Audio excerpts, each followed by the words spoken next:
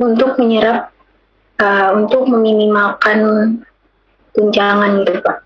Sehingga nantinya akan meningkatkan stabilitas keuangan bank umum yang di Vietnam. Dan hasil penelitian ini sejalan dengan penelitian sebelumnya. Itu yang variabel apa? Kamu mulainya dari capital adequacy, Mbak. Urut first dulu mengenai TAR dengan financial stability. Terkonfirmasi gimana? Terkonfirmasi positif dan signifikan rasio kecukupan modalnya, Pak. Hubungannya begitu. Dan ini sejalan dengan teorinya enggak? Sejalan, Pak. Sejalan dengan teori. Berarti hipotesisnya juga berbunyi bahwa TAR berpengaruh positif atau berhubungan positif dengan stabilitas keuangan. Iya, betul, Pak. Kalau second, temuan empiris yang kedua, menunjukkan apa? Empiris yang kedua menunjukkan bahwa variabel profitabilitas memiliki korelasi yang negatif. Tidak sejalan dengan teorinya. Iya, betul, Pak. Mengapa?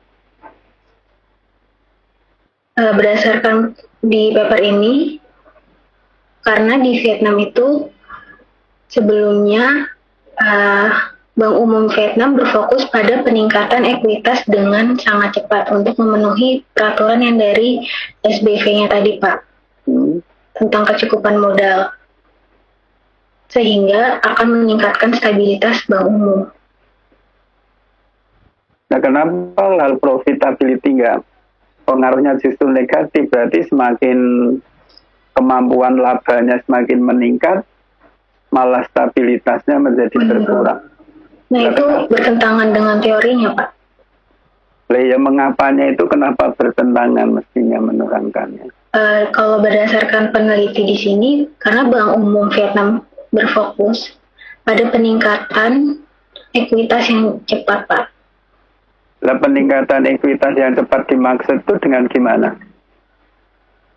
Jadi peningkatan ekuitas itu tidak seimbang dengan peningkatan laba yang menyebabkan profitabilitas bank itu. Maksudnya peningkatan ekuitas yang cepat itu apakah perusahaan ini melakukan IPO besar-besaran gitu? Penjualan saham baru besar-besaran gitu? Pada quickly itu. Di sini tidak dijelaskan sih, Pak, tentang faktor yang mana.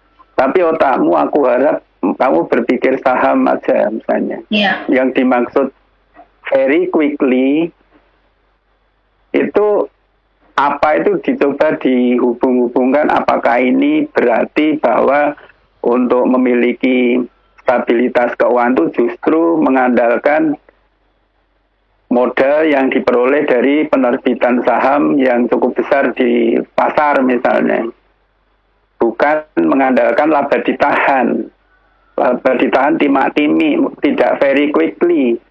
Apa begitu maksudnya?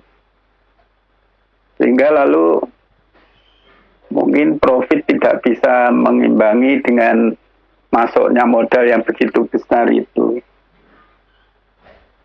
Sehingga kalau diukur dengan laba dibagi total aset atau laba dibagi total ekuitas, menjadi nampak kecil rasionya. Kalau ketiga, temuannya gimana tentang hubungan bank size dengan financial stability? Hubungannya dibandingkan dengan teori bagaimana? Hubungannya itu bahwa ukuran bank memiliki korelasi yang positif, Pak, terhadap stabilitas keuangan bank. Menurut teorinya? Menurut teorinya itu sejalan, Pak. Jalan. Bahwa bank size itu berhubungan positif dengan stabilitas keuangan. Keempat, tentang loan to assets ratio atau LTA. Temuannya gimana? Temuannya itu bahwa loan to asset ratio itu memiliki korelasi yang negatif terhadap stabilitas keuangan bank. Menurut teorinya? Menurut teorinya sesuai Pak, karena ketika untuk setnya tinggi, maka akan menurunkan stabilitas bank. Terakhir, LLR. Temuannya gimana? Menurut teorinya gimana? Lalu mengapa? Temuannya bahwa LLR ini memiliki korelasi yang negatif dengan terhadap stabilitas keuangan bank. Dan hasilnya ini sesuai dengan teori. Sesuai dengan teori. Terus keterbatasan penelitian ini apa?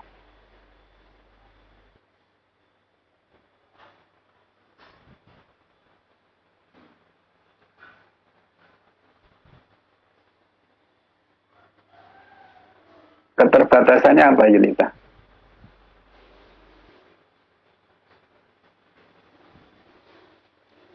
Saya coba jawab ya Pak. Untuk keterbatasan dari penelitian ini, itu data penelitian itu hanya mencakup 18 bank komersial di Vietnam karena kurangnya akses ke data lengkap ke semua bank komersial di Vietnam. Serta 100% bank milik asing di Vietnam. Yang kedua itu model penelitian belum menunjukkan pengaruh variabel makro terhadap stabilitas keuangan bank umum di Vietnam. Yang ketiga, periode penelitian hanya mencakup 11 tahun dari 2010 sampai 2020 yang tidak mencerminkan keseluruhan periode operasi bank komersial di Vietnam. Saya tanya. Tadi juga yang H2 di penjabarannya itu seharusnya tidak didukung, tapi di tabel 5 itu keputusannya malah didukung. Itu Pak. Kamu jangan ngotak-atik itu, keterbatasan ya ini. Oh ya Pak. Kalau keterbatasan itu keterbatasan riset, kalau itu tadi keterbatasan penulis. Oh ya. Ini mengundang pertanyaan. Seandainya Anda mau mengembangkan riset serupa dengan ini, maka perbaikan apa yang diperlukan dalam ide risetmu itu?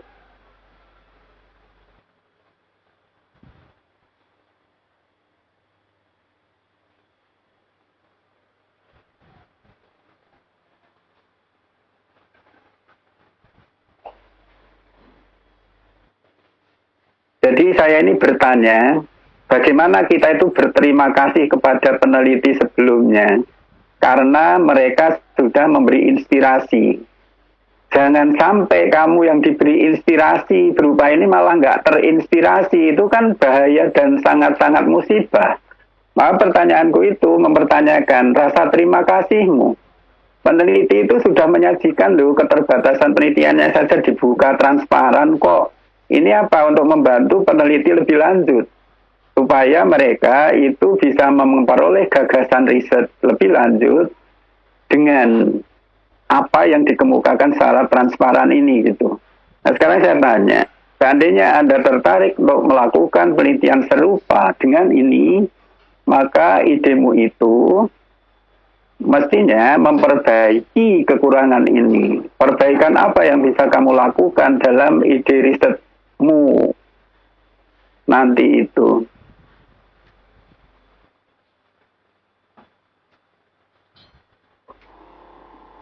Saya coba menjawab ya Pak. Mungkin dari pengambilan sampelnya itu lebih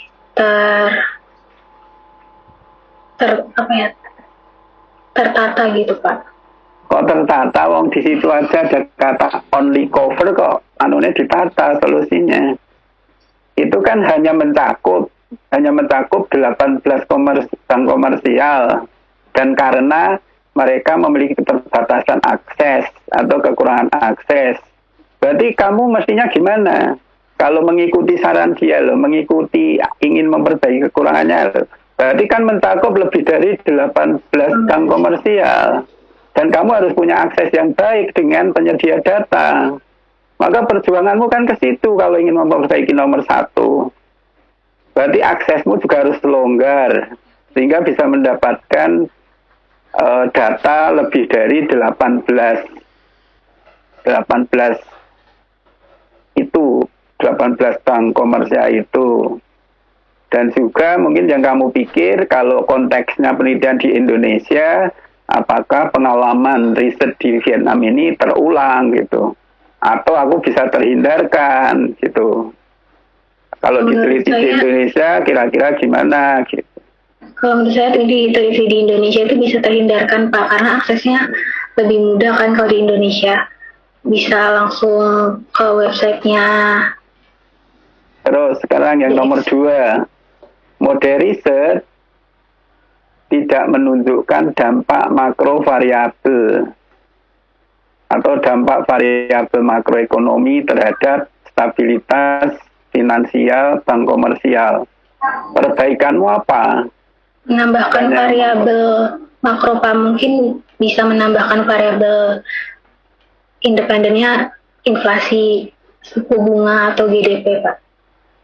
Variabel-variabel makroekonomi bisa dilibatkan dalam model dalam penelitian lebih lanjut gitu. Perbatasan ketiga, research period cover only. Periode riset hanya mencakup 11 tahun. Which does not reflect the entire operation period, yang tidak mencerminkan periode operasi keseluruhan Bank Vietnam. Perbaikanmu apa? Menambahkan periode penelitiannya Pak, mungkin bisa 15 tahun. Disesuaikan. Dan ini kan problemnya which does not reflect the entire. Kalau Indonesia itu beroperasinya bank-bank komersial itu tidak sama dengan periode di Vietnam, ya kita menyesuaikannya dengan periode di Indonesia. Mulai kapan beroperasinya bank komersial itu. Di situ kan ada entire, berarti kan keseluruhan. Intinya kita menambah periode dengan melibatkan keseluruhan periode operasi bank komersial. Itu contoh-contoh menggagas, Yunita. Teman-temanmu juga sama supaya bisa menggagas. Bukan hanya melu-melu, bukan hanya jiplak, tapi gagas. Caranya gagas gitu, kamu nampaknya sudah menjadi muridku yang kebentuk, mau berpikir. Karena kamu tepat kalau saya tanya, jawabnya. Berarti mau berproses. Jadi muridku kamu.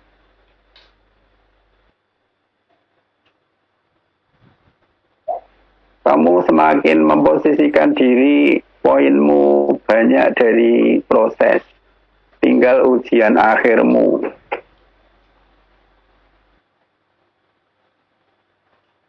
Nah, sekarang saya kembalikan ke forum. Siapa yang akan bertanya? Siapa yang akan menyampaikan komentar? Atau pendapat?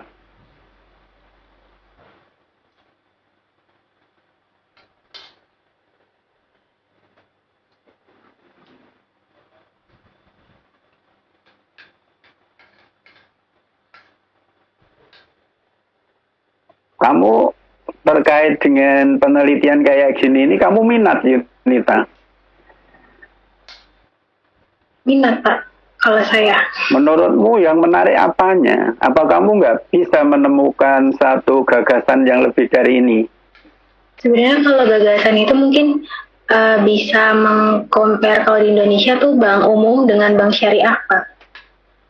Ya kalau datanya mudah diakses, silakan. Kalau misalnya kemudian kamu ingin menyeplit sampelnya antara bank umum dan bank syariah gitu, itu memberikan perbedaan yang cukup berarti. Atau kalau kamu bisa menelitinya itu dengan data time series, maka model analisisnya bisa lebih berbeda. Nah, nanti kamu akhirnya bisa itu Saya pernah menyebut kakak kelasmu namanya Muhammad Sani gitu. Dia bermain dengan data time series itu, sehingga analisis runtun waktu atau analisis dinamik analisis itu bisa dilakukan. Model dinamis bisa ia pakai dalam risetnya. Tetapi kalau ini bank-bank komersial, mungkin kamu bisanya hanya memotret suatu bank, lalu datanya time series. Nanti hambatannya atau tantangannya kalau periodenya belum panjang, kamu akan kesulitan data. Tapi kalau mau cross section atau pooling begini, model time series analysis atau dynamic analysis tadi nggak bisa diterapkan. Kalau seperti ini, sebenarnya ini alternatif lainnya selain GMM, Anda bisa pakai itu loh, fixed effect model dan random effect model itu. Yang data panel itu loh. Kalau mau dibuat variasi yang berbeda, terus memasukkan tadi variabel-variabel makro yang mungkin bisa juga berdampak terhadap stabilitas keuangan perbankan. Mungkin pakai itu fixed effect model versus random effect itu. Dan juga mungkin kadang-kadang ada yang mencobanya 3. Dari OLS-nya ya, terus fixed effect modelnya, lalu random effect modelnya mana yang paling cocok.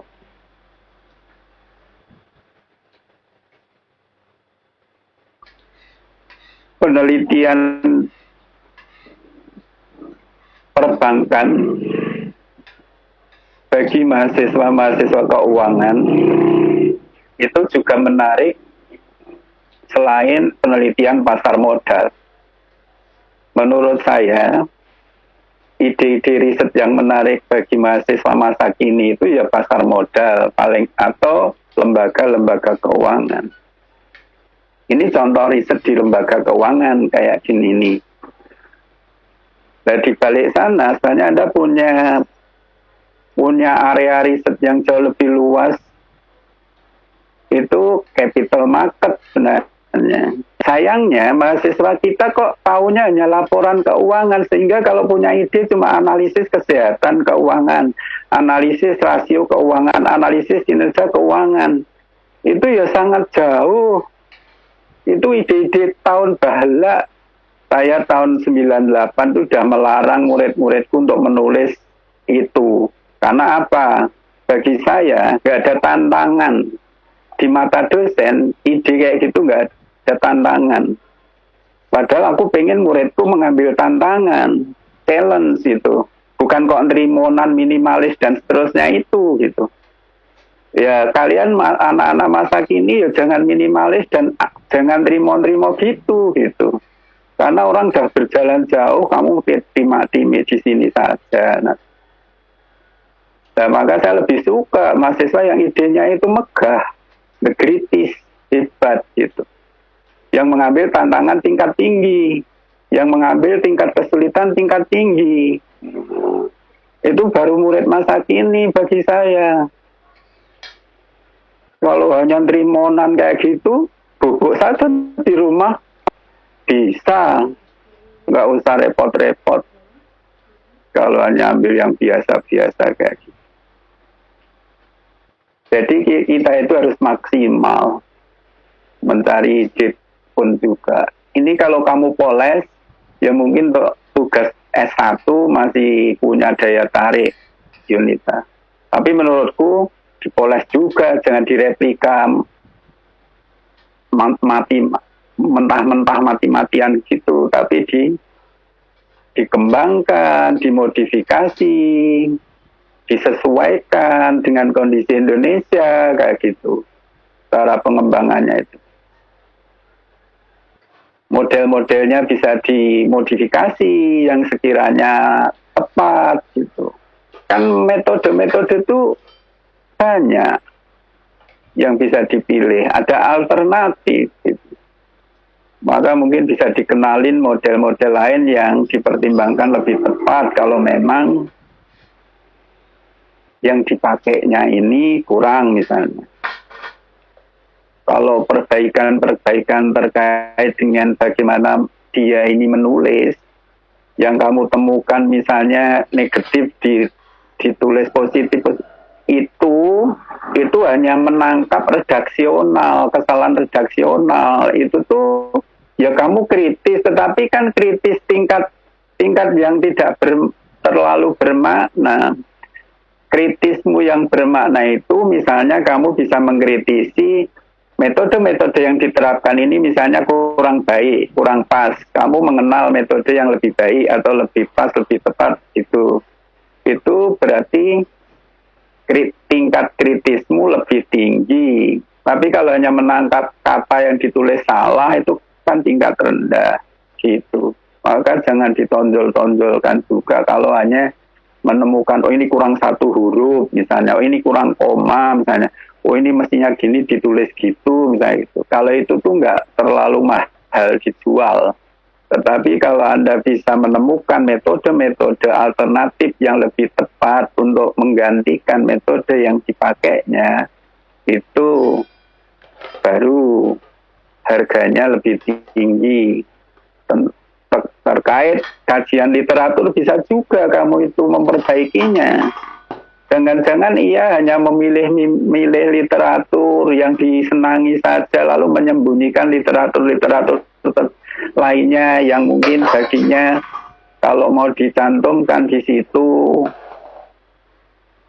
susah misalnya lalu disembunyiin misalnya. Sementara kamu secara bebas mencari kemudian menuangkannya di sini dengan tanpa ada tendensi kayak tadi menyembunyikan ngumpet-ngumpet ke literatur misalnya hanya dipilihin misalnya ya, kamu bisa membuat sesuatu yang lebih baik. Apalagi kamu mengatur gaya bahasamu, struktur penulisanmu dengan baik, maka nanti di literatur review pun kamu bisa memperbaikinya di background misalnya, di latar belakang sampai akhirnya merancang tentang manfaat penelitiannya apa. Di situ kamu bisa juga memperbaikinya.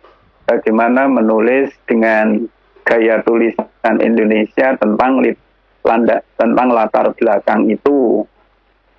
Terus berikutnya menyajikan apa gitu.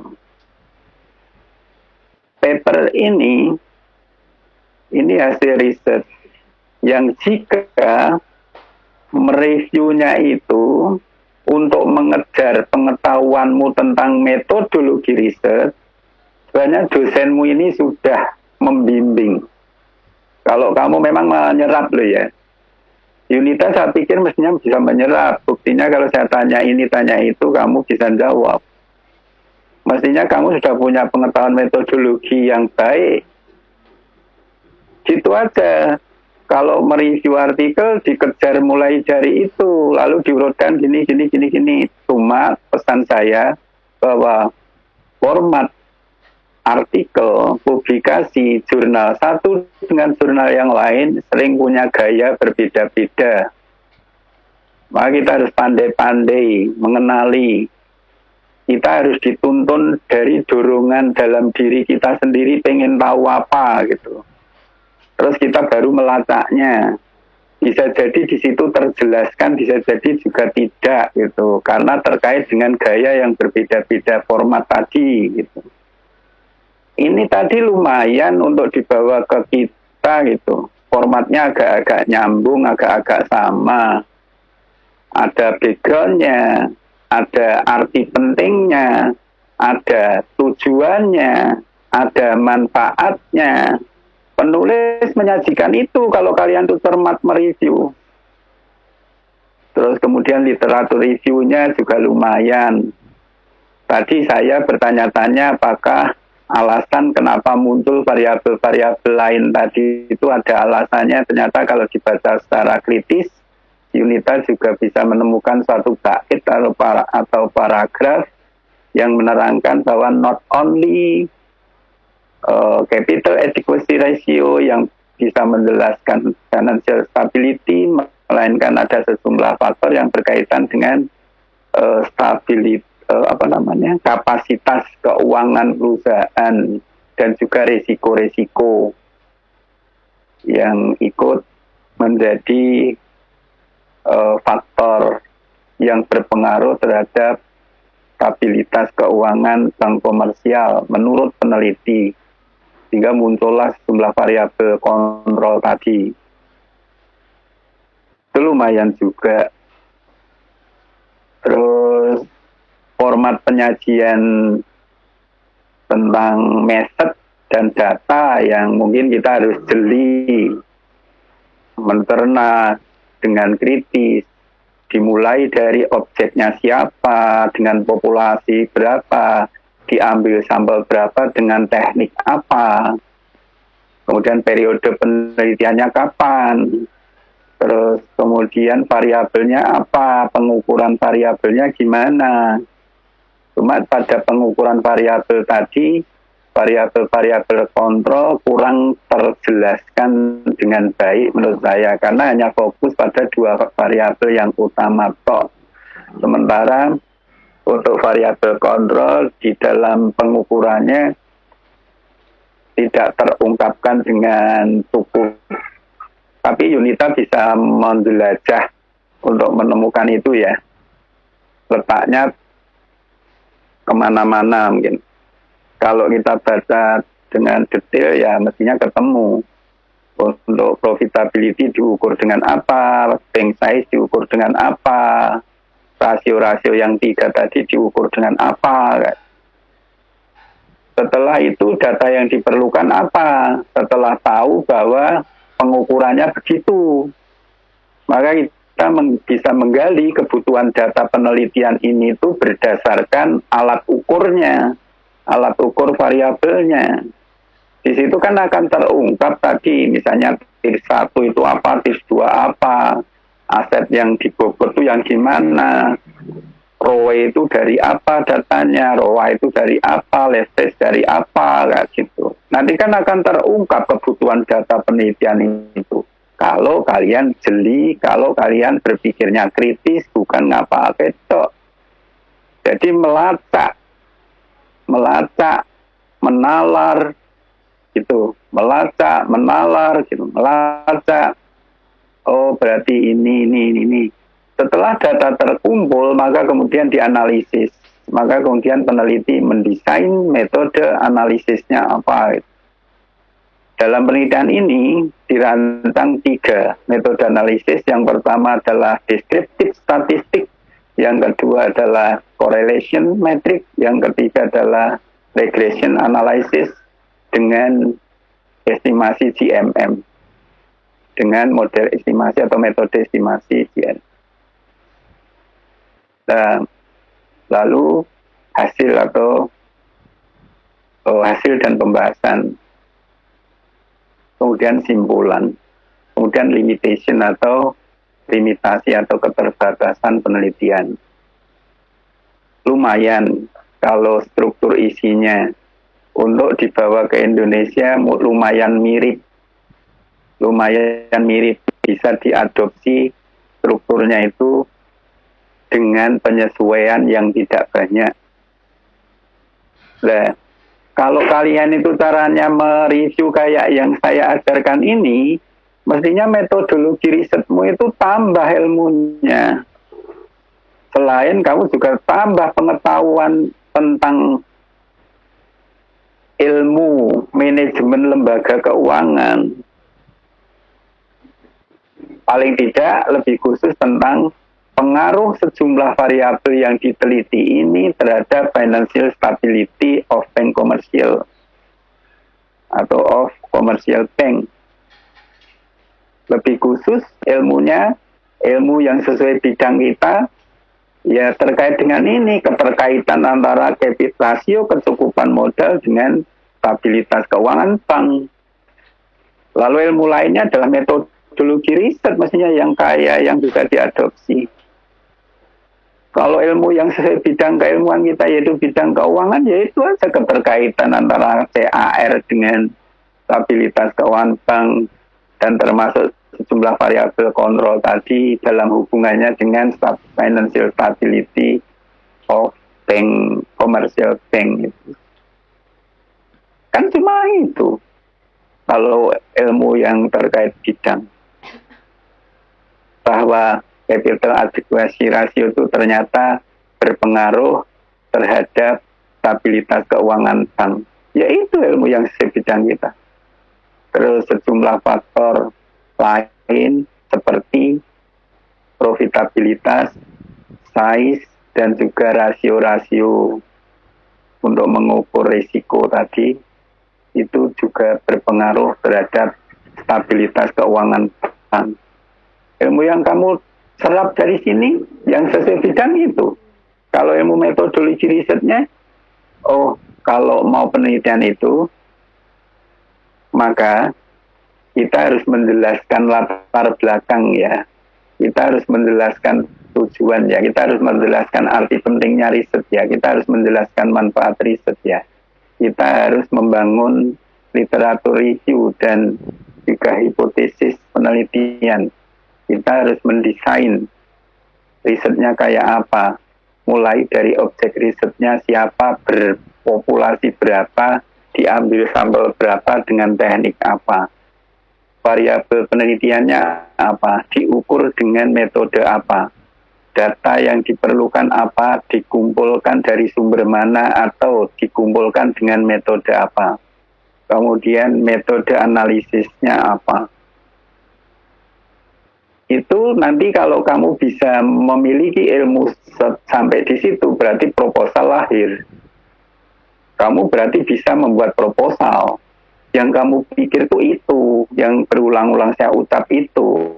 Jangan kok saya yang sudah tahu malah mikir sendiri, kamu yang belum tahu nggak mau berpikir. Gitu. Saya kan udah tahu riset itu kayak apa.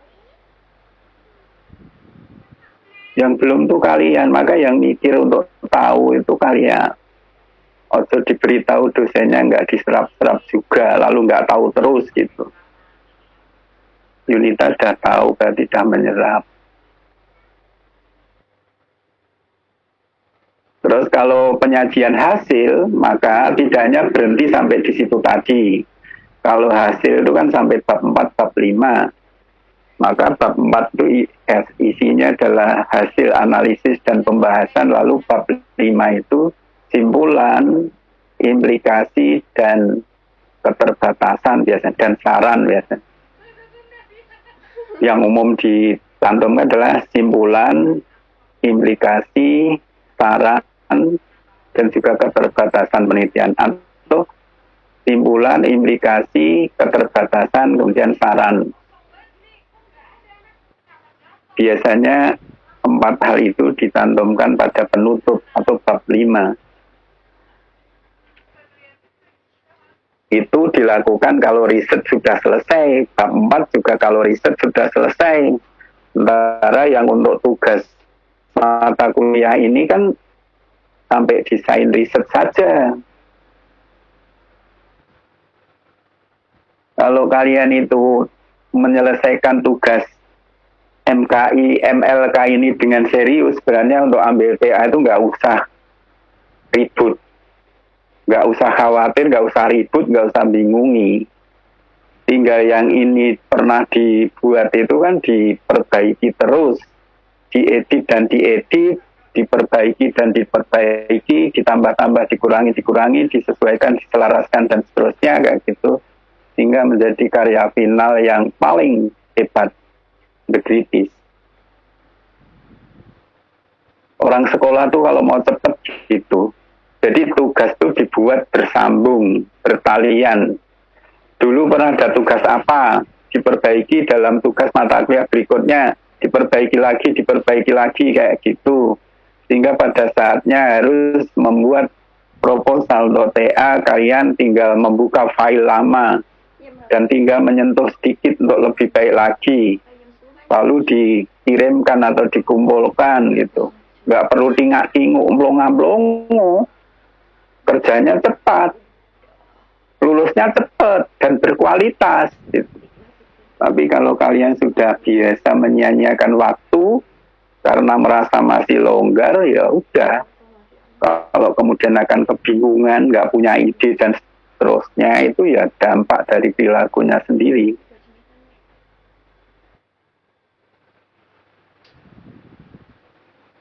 Sudah. Itu yang terakhir-terakhir tadi, suatu tambahan pengetahuan. Sekarang silakan kalau ada yang masih mau kembali kepada paper, mau komentar atau mau berdiskusi atau mau berpendapat atau bertanya, mumpung forum masih dibuka. Pak, sebelumnya saya mau tanya, untuk minggu depan berarti yang presentasi itu 4 kelompok ya Pak? Waktunya nggak cukup, Yunita. Satu saja nggak apa-apa. Berarti yang lone sales. Oh, nonsen, oke Pak.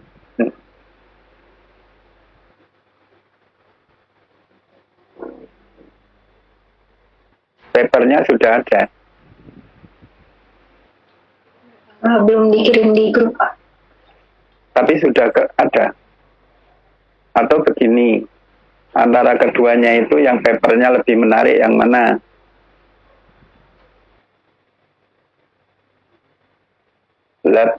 Lah petugasnya sudah menemukan papernya apa belum? Saya kok kayaknya belum dikirimi ya.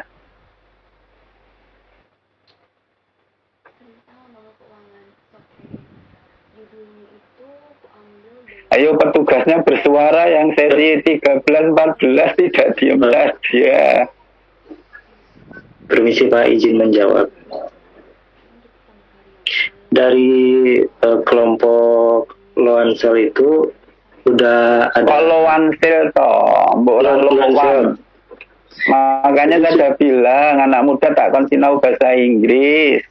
Nek ketemu nganggur kayak melu kursus atau ngundang les privat. Kok anak zaman now kok. Nek aku ngono zaman biyen lahir. Bahasa Inggris itu penting.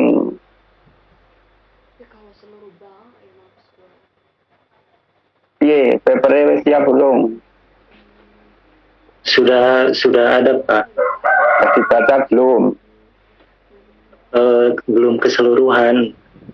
Dari kapan? Dari kelompok dari hari Sabtu kemarin Pak. Kalian tuh punya pengalaman gini ini kudune kan yo memetik itu loh. Aja kok kemarin gitu, sekarang gitu, besok gitu. Wong dituntun-tuntun. Namanya belajar itu berarti hari esok tuh lebih baik dari hari sekarang. Sekarang lebih baik dari kemarin. Itu ada learning berarti. Nek podo wae ya ora ana learning. Jane wong turu. Wong turu kan mandek. Ora munda apa-apa nih.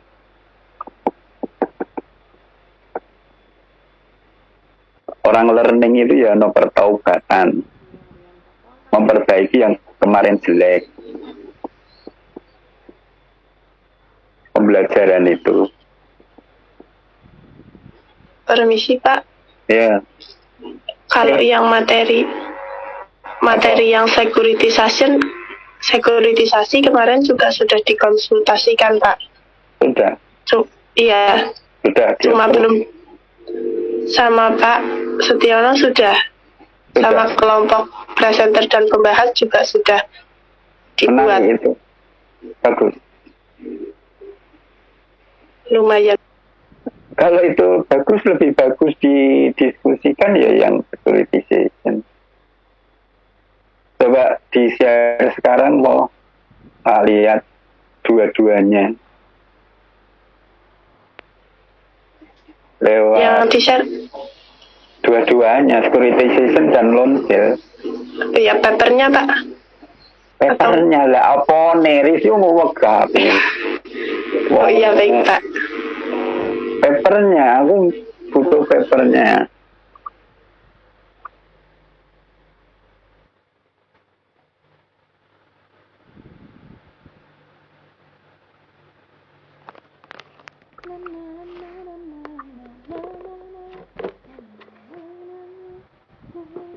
Baik Pak, sebentar ya Pak.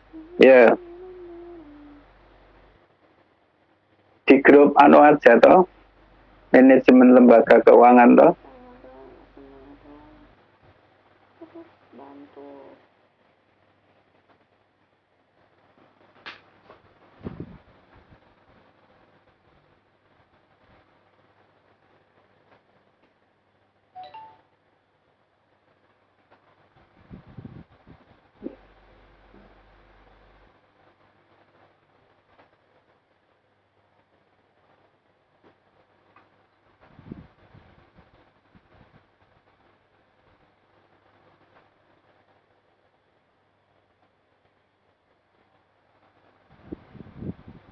Kampung anjir.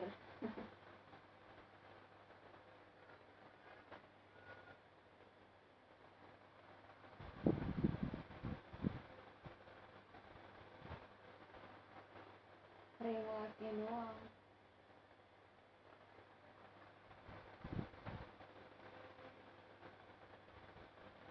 Ini yang ISNA itu yang securitization ISNA.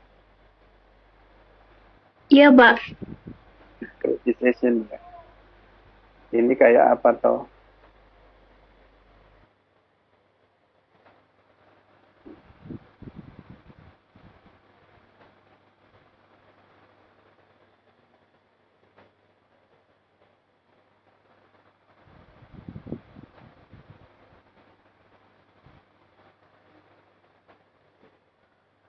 Kok nggak ketok ISNA? Oh ya ini. Securitization of bank asset as a source of financing the innovation activity. Terbit di International Journal of Economic and Financial Issues. Yang 6.000 tuh hitungnya doang. Lalu doang, kampret. periodenya 2016 Belajarnya 6.000 yang dibelasalin. volume ke-6 Aku hampir aja cek. atau edisi ke-6 volume kali ya. Halaman segitu.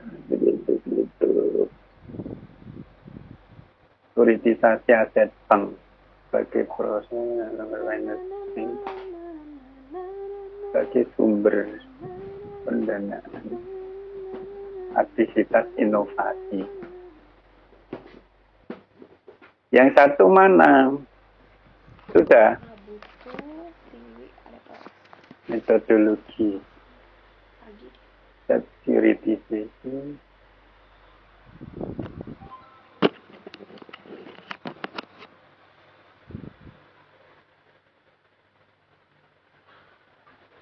Ini analisisnya kualitatif Kita ke pasar hari Kamis apa Jumat apa kuantitatif? nanti Kualitatif, Pak. Lebih kualitatif ya. Ya, Pak. Kamis atau Jumat. Ini sebenarnya menjadikan kamu punya ilmu pengetahuan juga lebih baik tentang metodologi riset, bahwa dalam memilih suatu alat analisis itu peneliti tidak harus kok kuantitatif saja gitu, bisa juga kualitatif.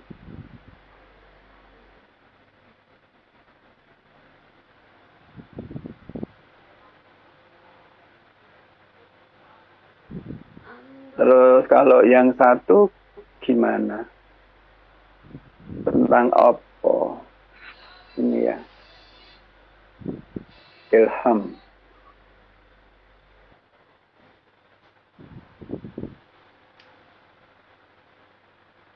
Kalau ini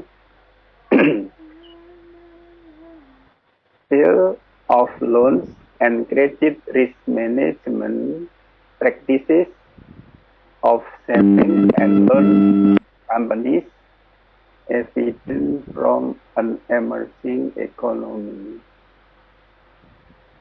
Dipublikasikan di International Journal of Business and Management Review volume 9 nomor 3 page 1 hingga 15 tahun 2021. Ini lebih baru. Ini nama orang-orangnya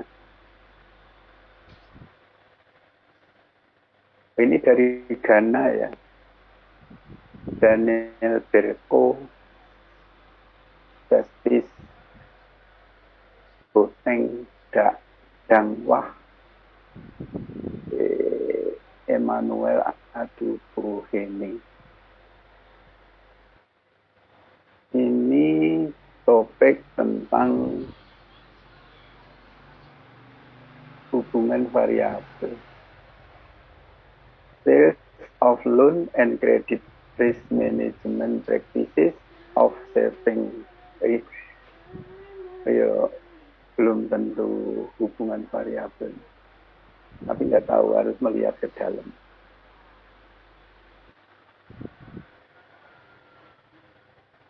Oh, hubungan variabel. Itu ketemu kata-kata impact. Impact.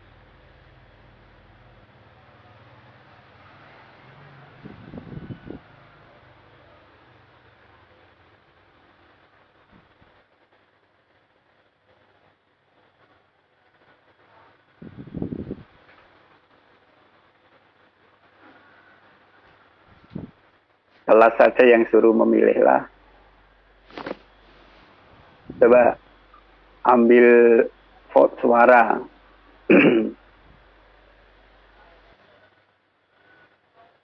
Antara topik yang loan sales dengan securitization, dipilih yang mana? Yang mau dipresentasikan.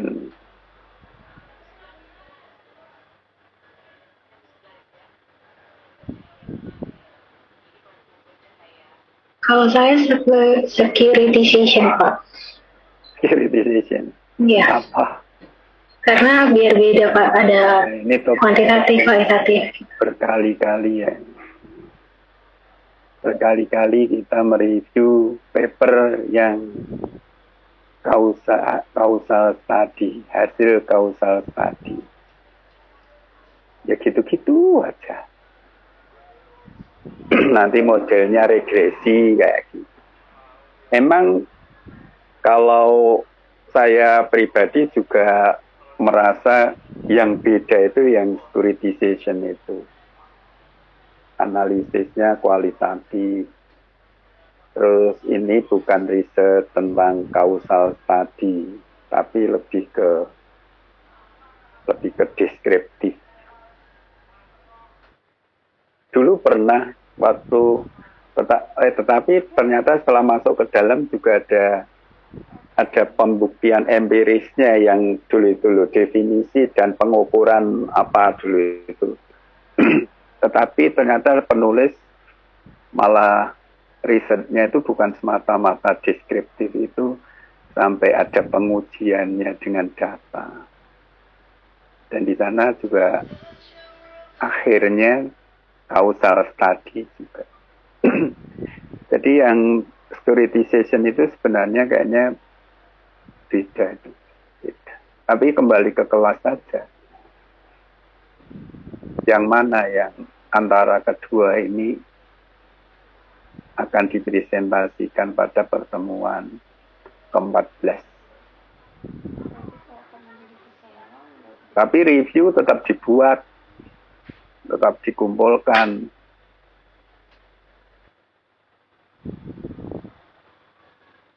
Kelas memilih yang mana?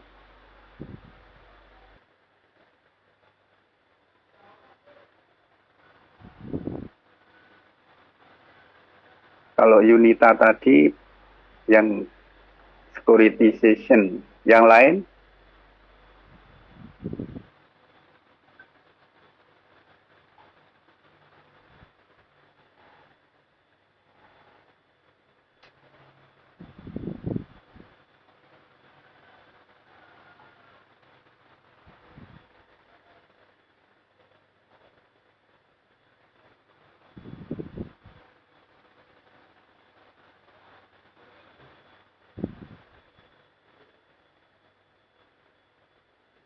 Ini Mbok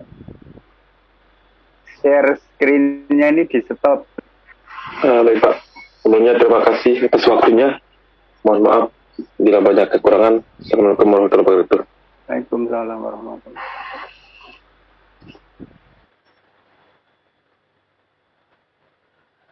Ini gimana penentuannya?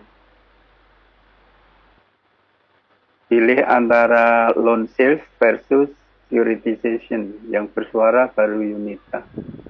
Di sini ada 40 atau 39 orang.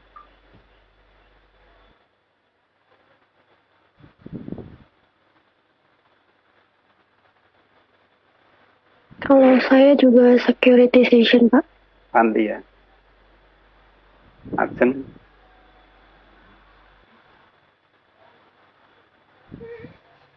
Iki kaku karo ngabsen.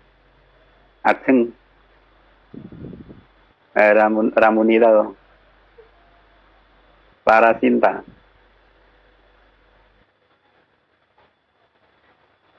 Lah iki do bubuk mulane ora tambah-tambah.